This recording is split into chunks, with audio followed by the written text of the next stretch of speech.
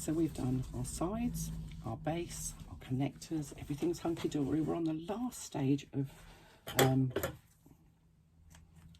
the exterior of our bag. I'm just going to trim off these threads that I've got. I don't need those. So I've popped my hand inside of my bag and I've splayed my fingers, and you can see there, look, it looks a bit like something out of the Muppets actually. Splay my fingers in that bottom corner, and I'm going to push those sides together. So this is the side seam, this is the base seam that we've sewn open, and what we want is for that side seam and that base seam to sit perfectly together.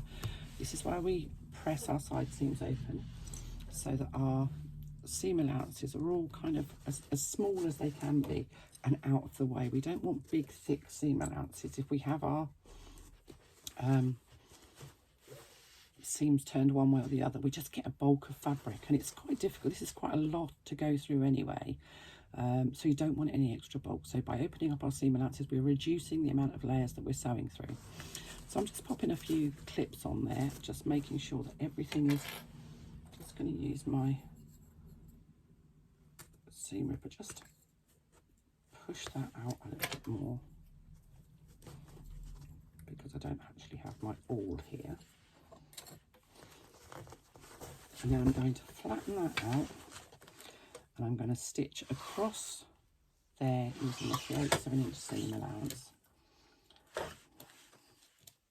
going through all of the layers.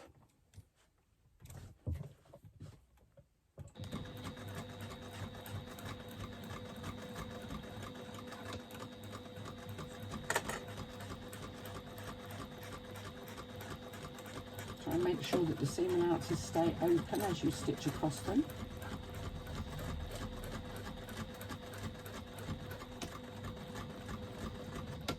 A couple of back stitches at the end of my row of stitching. You can see I've stitched all the way across. I'm now going to do a second line of stitching, literally just right next door to that first line. So within an 1/8 of an inch, probably a 1/16 of an inch. It's not easy to measure, but it's a second line of stitching that just gives you a much neater corner, and reinforces the corners. So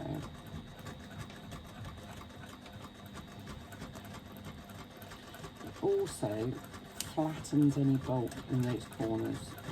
You want the corners of your bag to sit nicely. So there we go, we've got 2 lines of stitching. Now, because I didn't base stitch on my corners, I can trim out the foam.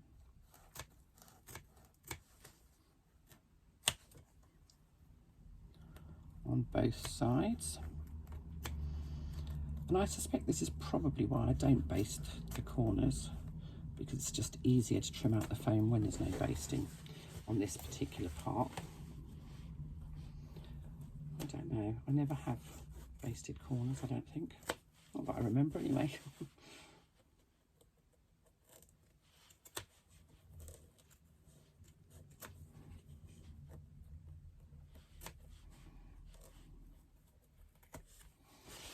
And then you can trim the seam allowance down by approximately half.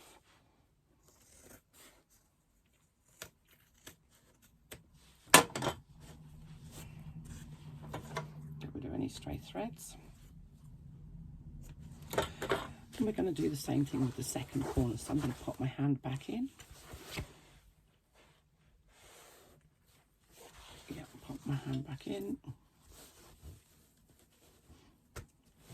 Match up that side seam with the base seam.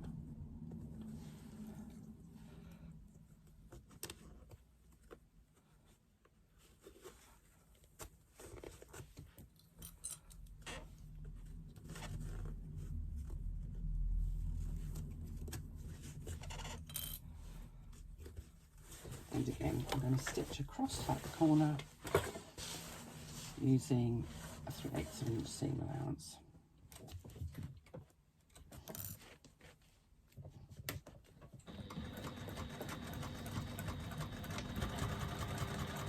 So we're just basically repeating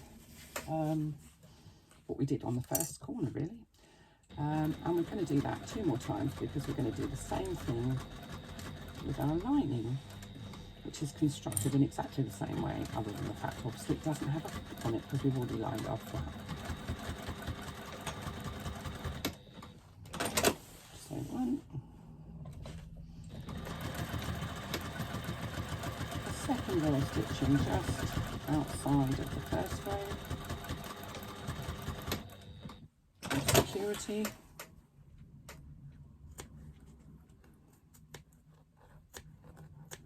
Remove the foam. Yes, I do throw that stuff on the floor, which means my floor is like a sea of wiggly white worms. I do keep some of them because they're actually quite useful for the inside of rolled handles. If you're making a narrow rolled handle, you can use the little bits that you trim out. So these little bits will go nicely inside of a rolled handle. Saves you using either piping or cording of any sort. Makes a nice soft rolled handle. I don't like wasting things, and I know it's only a fraction, but it's still wasteful. So I'm going to trim off the excess seam allowance, and then the moment of magic where we turn our bag right side out. I still haven't done the burying of my threads on those bits. I will do that. And you can pop those, a thread there that doesn't need to be there. Pop your corners out. Get rid of any stray threads like I've got. Where are they coming from, I wonder? That just needs to come out of there. I think it's one that I had. They breed stray threads, don't they? Oh my god, look, there's loads of them. So let's not cut those ones off because those ones I need to bury. So you've got your exterior of your bag is all done, and now is a great time to press it. Do be careful that you do not press those faux leather pieces. You will be swearing like a navvy if you do.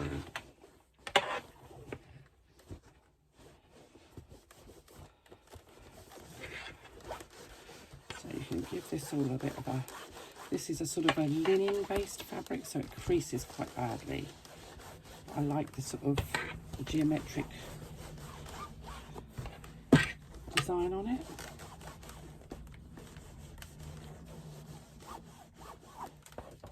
Now you can see when we look at the bottom there, having those extra lines of stitching, and it's a real shame that my fabric didn't match up, but hey ho, having those extra lines of stitching just gives it a really nice flat base. So with the exception of the fact that I haven't done these stitching and my flap is only basted on, so it's actually not really secure, you kind of get an idea of where we're going. So you can press those side seams and make sure they're really nice and smooth, likewise the bottom. But that is the exterior of your bag completely done.